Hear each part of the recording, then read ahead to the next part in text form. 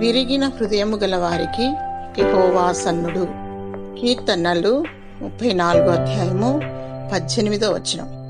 ఈ లోకములో మంచివారు మరియు చెడ్డవారున్నారు. నేటి కాలములో మంచి అంటే లేదు. స్వార్థములతో లోకము నిండి ఉన్నది. లోకములో ఉన్నదంతా నేత్రాశ, శరీరాశ, జీవపు డంబము కలదు. ప్రతి మనుష్యుడు స్వార్థాన్ని కలిగి ఉన్నాడు. ఇలాంటి వ్యక్తుల ద్వారా నీతిమంతులు, యథార్థవర్తనులు శోధన మరియు వేదనకు గురవుతున్నారు. నీవితరులతో కలుగు రకరకాల సమస్యలతో కృంగిపోతున్నావా?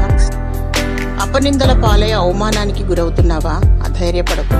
నీతిమంతుల మొరను దేవుడు ఆలకించును. నీ శత్రువును ప్రేమించు, నీ శత్రువులను క్షమించు, నీ శత్రువుకై ప్రార్థించు, నీ శత్రువులను దీవించు. నీ శత్రువు మార్పు చెందాలని, రక్షణ మారు మనసు కలిగి వర్ధిల్లాలని దేవునికి మొరపెట్టు. దేవుడు నీ హృదయాన్ని స్వస్థపరచువాడు. ఆయన నీకు ఆసన్నుడు.